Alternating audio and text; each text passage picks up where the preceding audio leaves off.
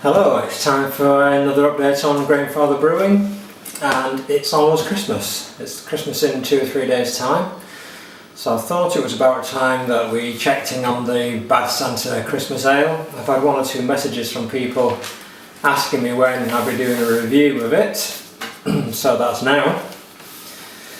I brewed this right back in September. My first advice would be, if you're brewing Christmas ale starting about March, it's one reason it's so late with the review is that it's taken so long to ferment down.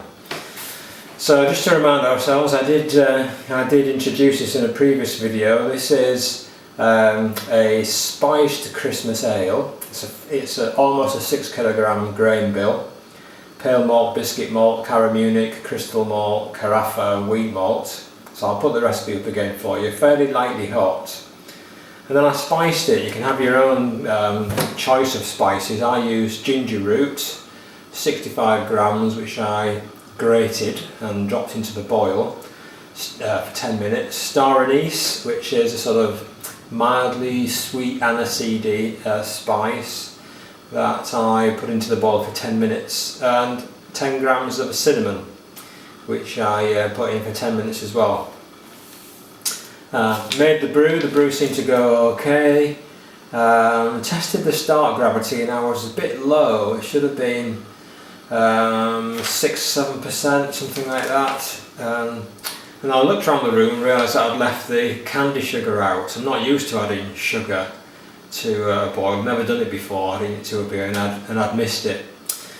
So I had the beer chilled by then, or cooled by then, so I took some of it out of the fermenter into a big pan, warmed it enough to dissolve the candy sugar in, put it back in.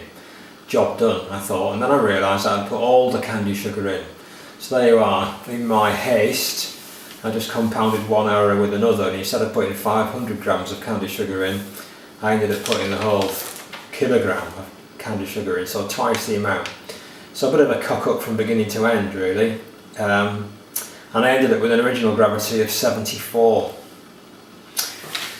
So nothing I could do about it. I went on, I pitched it. I used London Ale yeast, White Labs London Ale yeast. Pitched that. It fermented off okay, and it stopped at about 25, something like that. Didn't seem to want to go anywhere very fast after that. So I pitched it again with some SO4. Really, for that sort of start gravity, I needed 2 doses of the White Labs yeast, really. But I didn't have 2 doses, so I just went with what I had. And then eventually, by 17th of October, 31st of October actually, it had come down to 10, giving me a start gravity of 8.38%. So it got there in the end with that extra yeast, and I should have double dosed it with yeast. And then it's taken ages in secondary to just settle down and clear.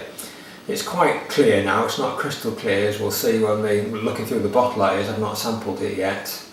And I bet that by next Christmas this will be awesome.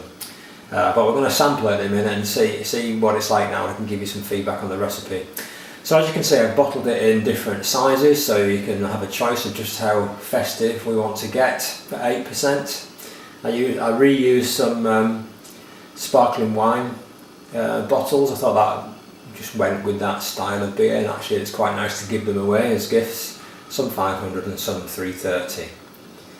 So let's, with no further ado, let's crack one open and see what we've got. I've got a big glass here so I can see the beer well. It's coming up the bottle, a little bit lively.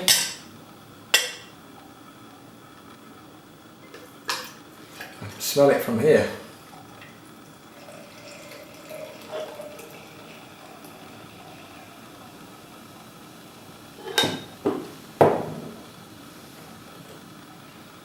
Got a nice head on it. It's a golden brown colour, as you can see.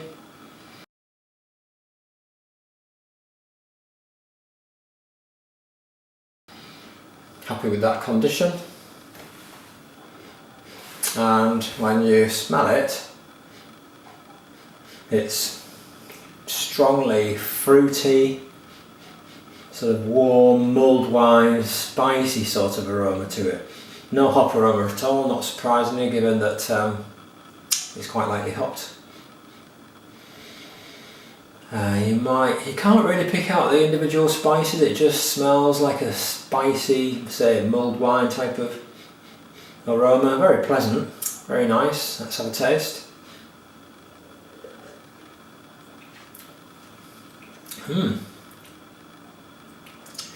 So probably the star anise is the predominant flavour in there, mild aniseedy sort of flavour. It's a bit like, and so it has sweetness as well.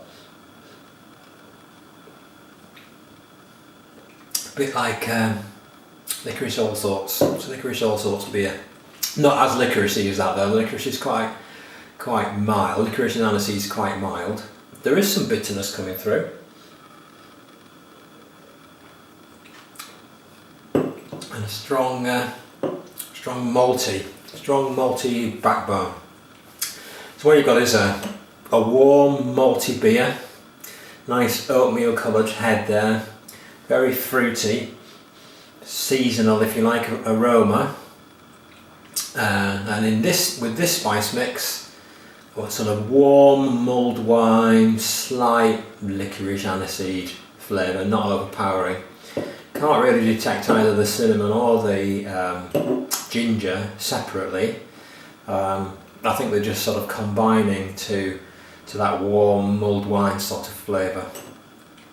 So that's really nice actually, and it does not taste like the 8.4% that it is. So quite dangerous Christmas beer, but hey, it's a season of goodwill, isn't it? So would I brew it again? Yes, I would, definitely in that style. I like that combination of malts has given a really robust malty backbone to it to make sure that the spices don't overpower it. Can't detect any downside from that extra dose of sugar. It probably wouldn't have come down to 10 without that amount of sugar in it.